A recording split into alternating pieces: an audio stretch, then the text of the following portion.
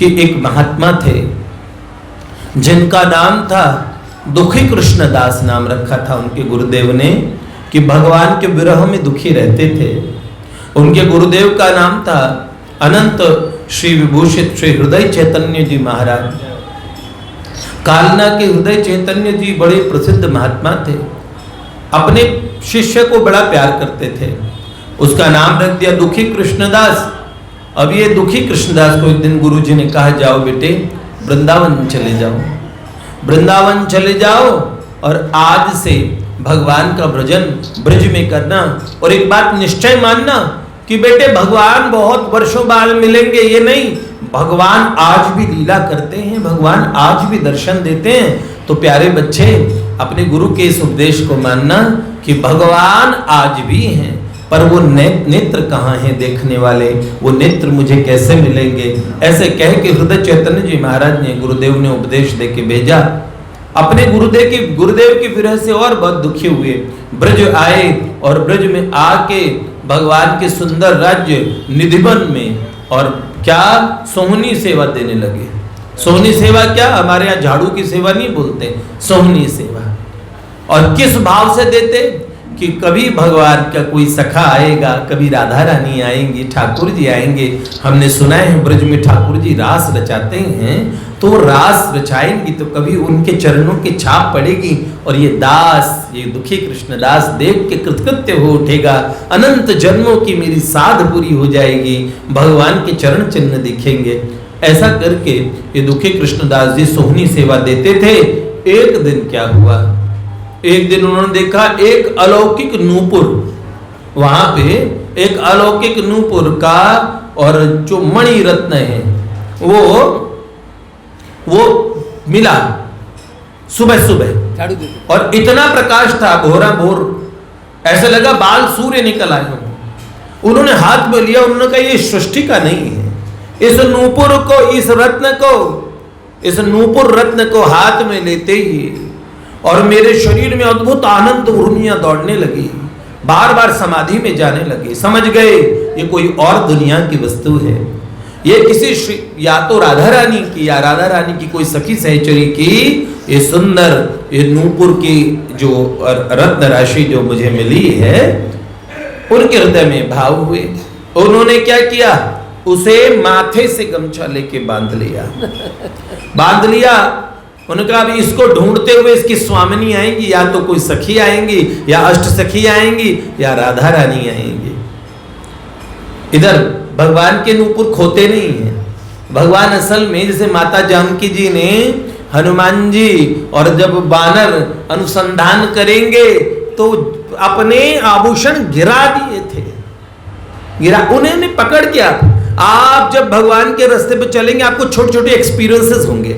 अच्छा, मैंने इसे सोचा, मैं गंगा जी के बारे में सोच रहा था, आज गंगा स्नान कर लूं। अरे किसी ने मुझे हमारे एरिया में आके गंगा जल ला के दे दिया, भाई साहब ये लो गिफ्ट ले लो। अरे मैं तो अभी गंगा जी के बारे में ही सोच रहा था, अचानक गंगा जी। जानते हो ना, कोई इंसिडेंस इस मार्ग में नहीं होते। भगवान आपके पास छोटे छोटे रत्न फेंकते हैं ताकि आप उन्हें पकड़ पकड़ के, ऐसे एक्सपीरियंसेस अनुभूतियों के, जिन्हें पकड़ पकड़ के आप उन तक पहुंच पाएंगे। इसी तरीके से उन्होंने वो बांध लिया। अब निधिवन में रात्रि में महारास में प्रिया प्रियतम बैठे सब सखियों सहचरियों के बीच में राधा रानी ललिता जी से कहने लगी, ललिते मेरे एक नूपुर का एक रत्न वो कहाँ पे है और मिल नहीं रहा है, कल के रात्रि के रास नृत्य के बाद में हमें मिल नहीं रहा है। तो ललिता जी कहने लगी कि एक संत है, भीतर से बाहर से पुरुष रूप से, लेकिन भीतर से सखी सहचरी के भाव से, बड़े भाव से सेवा देते हैं। तुम्हारा नूपुर खोया नहीं है, जानबूझ के तुमने गिराया है ताकि वो संत को मिल जाए। उनके मन में था कोई चिन्ह कोई निशानी भगवान की मिल ही जाए, क्या पता भगवान कुछ क्लू छोड़ ही दे। श्री जी ने कहा नहीं नहीं, मुझे तो मेरा नूपुर वापस चाहिए। अब क्या हुआ जी, उन्होंने ललिता जी को भेजा।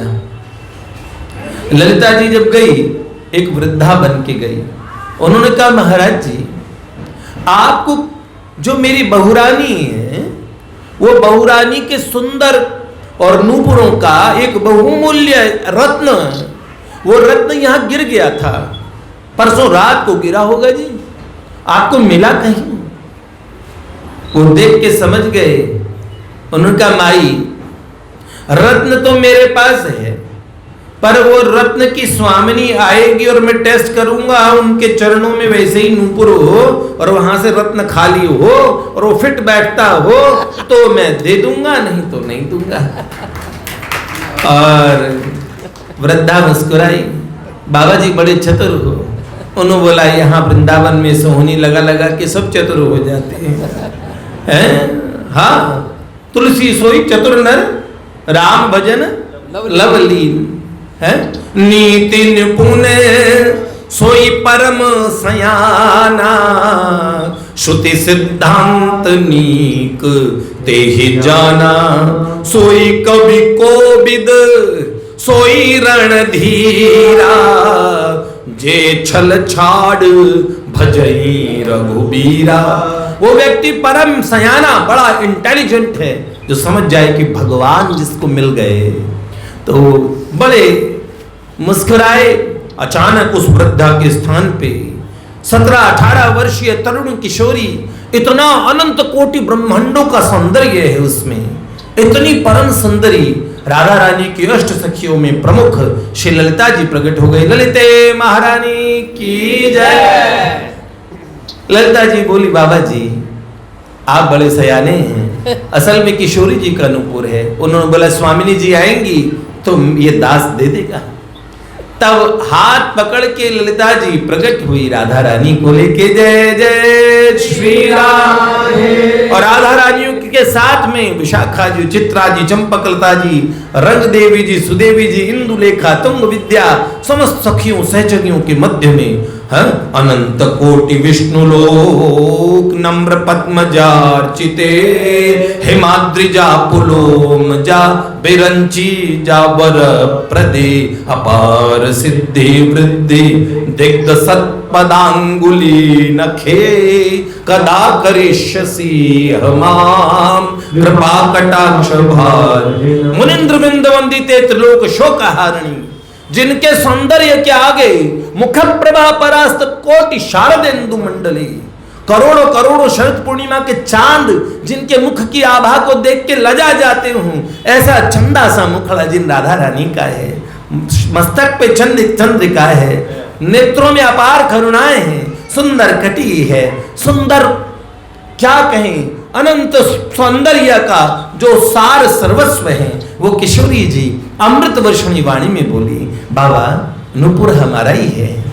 और ऐसे करके उन्होंने बोला स्वामिनी जी एक बार चरण तो दिखाइए, हम जरा ठीक से देख लें। आगे राधा रानी ने अपने सुंदर चरण किए, पछाड़ खा के गिर पड़े, चरणों से लिपट गए हैं। राधा जू मोह पे आज ढरो, राधा जू मोह पे आज ढरो,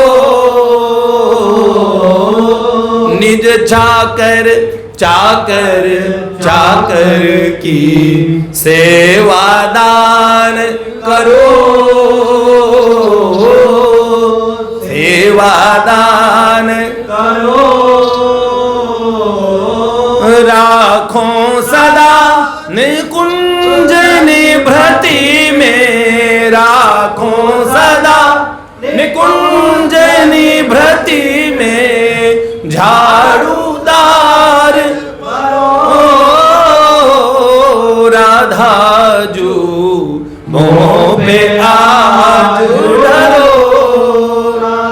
राधा रानी के चरण पकड़ लिए और उन नुपुरों में किशोरी जी ने देखा, उस रत्न को लगाया। रत्न अपने आप, क्योंकि राधा रानी के गहने भी तो छिन्न में हैं, वो रत्न अपने आप लग गया उन नुपुरों में और सुंदर भवसागर को तार देने वाले उन चरण कमलों में लिपट गए। तब राधा रानी ने उसी नूपुर से माथे पे एक निशान बनाया और कहा आज से तुम दुखी नहीं रहे दुखी कृष्णदास, आज से तुम श्याम आनंद हो गए। श्यामा के आनंद में ओतप्रोत तब बन गए श्यामानंद प्रभु। उड़ीसा आज भी उनके श्यामानंद प्रभु बोलते हैं वहां पे लोग। उड़ीसा में ऐसा प्रचार किया उन महात्मा ने, और ऐसा तिलक के यहाँ पे एक परमानेंट निशान हो गया। अगले दिन गुरुजी को चेलों ने शिकायत कर दी, आपका चेला न्याय संप्रदाय, आपने जो तिलक दिया था, आपने कंठी दी थी, उससे अलग ही तिलक बना लिया, यहाँ पे एक अलग सा निशान बनाया है, तो कुछ नया गुरुजी से उल्टा चल रहा है। गुरुजी ने बुला भेजा, कहा कृष्णदास, दुखी कृष्णदास, सुना तुम स्वयंभू अपने आप से श्यामानंद बन गए हो, और ये बातें पे तिलक क्या है, हटाओ इसे, हमने तुम्हें तिलक दिया था। तो गुरुजी, मुझसे नहीं हटेगा, आप ही हटा दो, ये हटता नहीं है। गुरुजी ने हटाने की बहुत कोशिश की, रगड़ रगड़ के जब रक्त निकल आया, तब भगवान का सुबल नाम का सखा वहां प्रकट होकर आकाशवाणी करके बोला, ये श्री जी का लगाया हुआ तिलक कहीं से कोई मिटा नहीं सकता। गुरुजी महाराज, आपने किशोरी जी के शरणागत को और इस पर संशय किया, संदेह किया, तो यह दंड गुरुजी को दिया गया था। आज भी वृंदावन में दंडोत्सव होता है, तो वही गुरुजी को क्या दंड दे, बोले भंडारा करा दो संतों का, महात्माओं को जिमाओ, संतों को जिमाओ, दंड का उत्सव करो। आज भी वो दंडोत्सव होता है।